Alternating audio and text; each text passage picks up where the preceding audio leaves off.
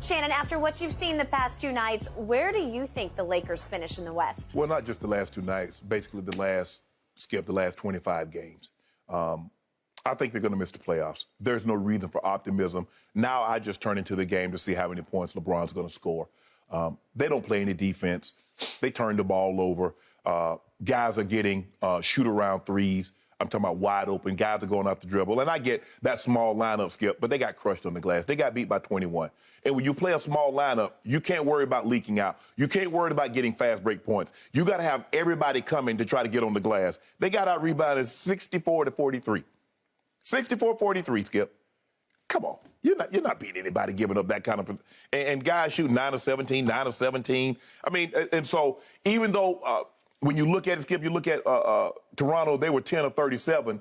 In the first quarter, when they really blew the game open, they were like at one point like 5 of 9.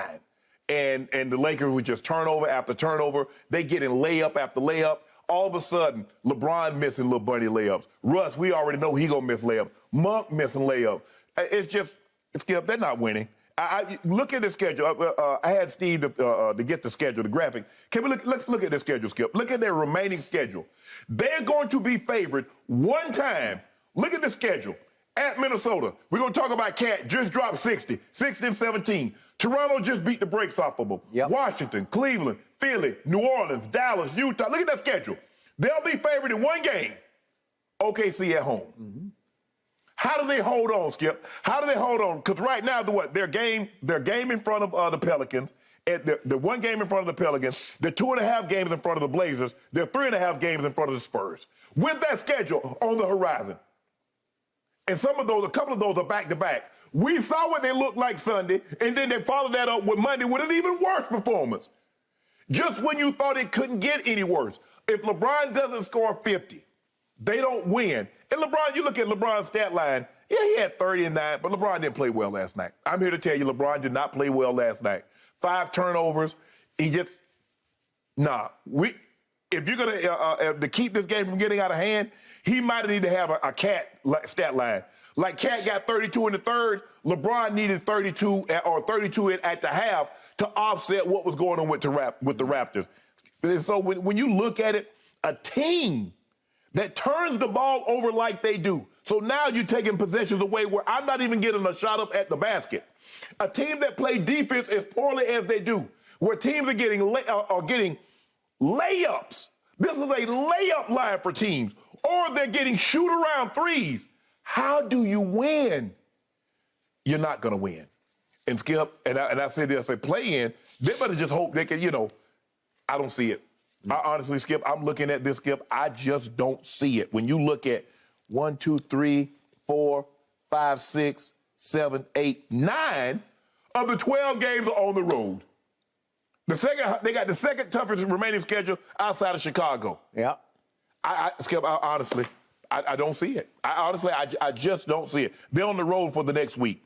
They come home for one game with Philly, then they're back on the road with New Orleans and Dallas and Utah. Okay. I don't see it, Skip. I think they're going to miss the playoffs. The playoffs. They're not going to be in the play-in. They're going to miss the playoffs entirely. Okay, and just so people get it, they're one game up on the Pelicans to stay in the play-in at 10. Correct. The Pels are 10. They're right now 9. One game up. Right. If you fall behind the Pelicans and you're 10, that means you have to win 2 road games to actually make it into the playoffs. Correct. So you have to go on the road and then go on the road again against different teams, right? Yes. Okay.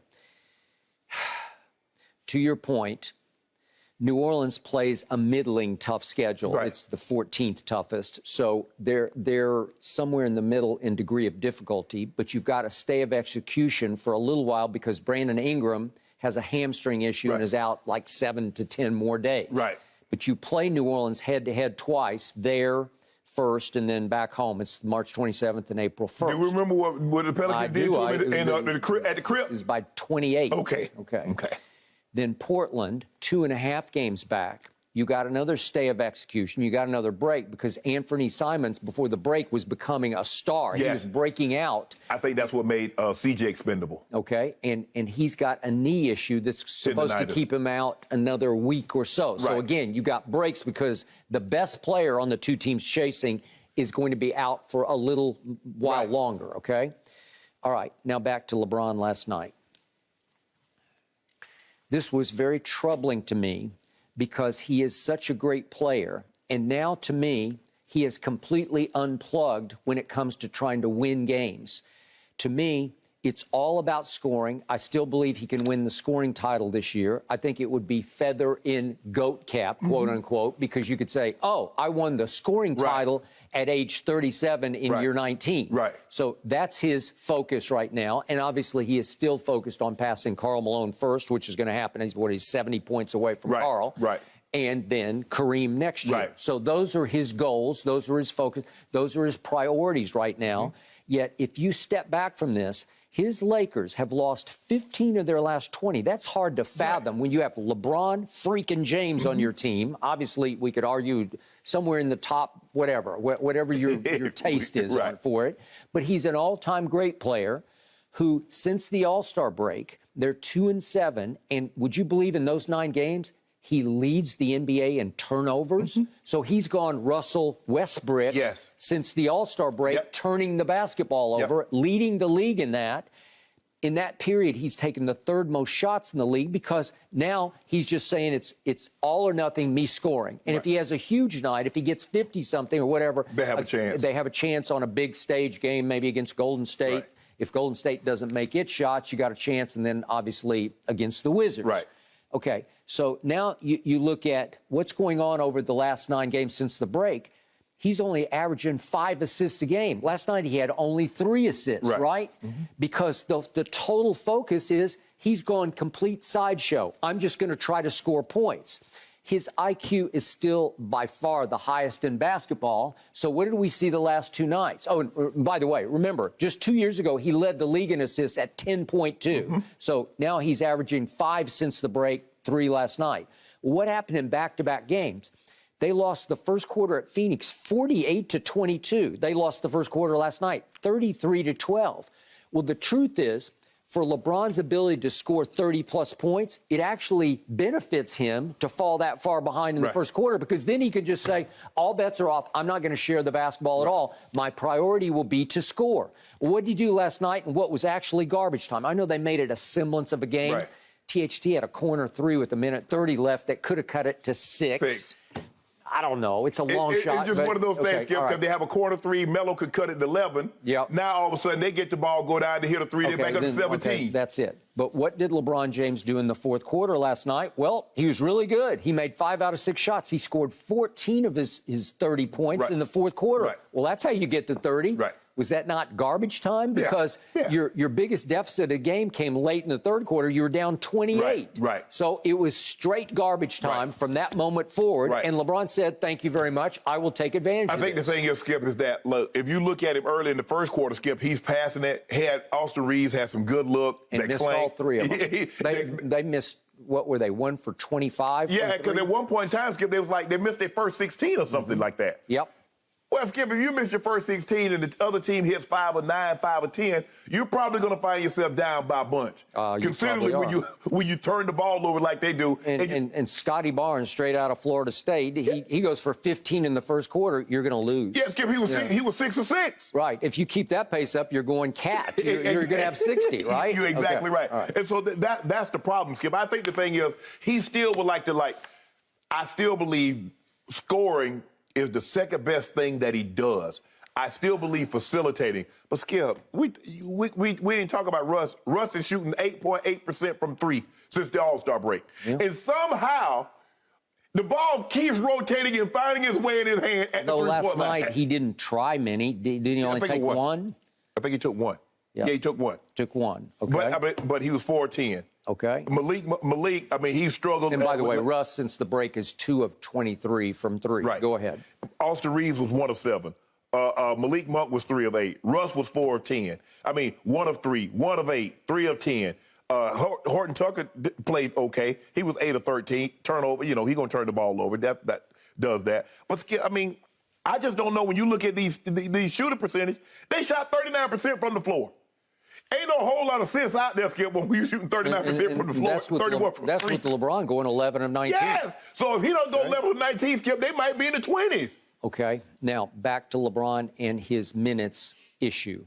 He played 40 minutes last night. He's averaging 37 minutes. Look, that's like fourth, isn't it? Third or fourth? Yeah, I think it's third now, okay?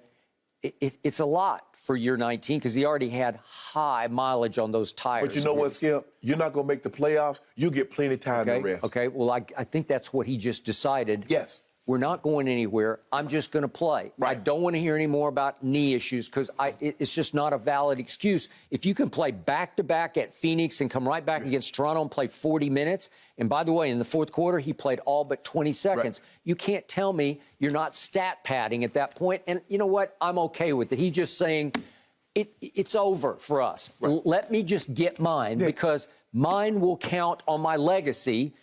And he's hoping that this will just go away, this bad dream of this year. That to your point, I think they'll wind up 10th. I'm just not sure Portland can catch them. Who are they going to beat, Skip? Okay, but who is Portland going to beat? And I'm the biggest Chauncey Billups fan. But here's the thing. The thing that you and I both will agree with on this is that Portland and the Pelicans, they play hard every game. They might be out-talented. Oh, I agree with that. But they play hard. I'm watching Portland. They're down like 19 Atlanta, and they come back at one point in time and tie the ball game. They made it a game. Yes. I also had it on. It was highly impressive, and they don't have their best player. I'm watching the Pelicans, and I watch them, and they play hard. You tell me the time the Lakers play hard, when they're down 30-6, when they're down 25-30. Now, all of a sudden, they're trying to play past the lane. Now they're trying to D up. Bro, you down 100-2. Okay, here's the biggest problem. Your Lakers went from #1 in defensive efficiency just a year ago. Yeah. And the year before they were #1. Right. So back-to-back years of #1. They have now allowed the 27th most points in the NBA. Yeah. You're the 27th most? Yeah, and look where they are as far as turnovers. So you turn the ball over, you're top 5 in turnovers, but you're 27th in points allowed. That's a recipe to have the kind of record that you got. Okay, and LeBron used to be the driving force on the defensive end to me. He would set the tone. Not that he could do it at every play, every possession, but he would set the early tone on defense. He now ranks 179th in individual defensive win shares, and he's been hovering around 200 all year.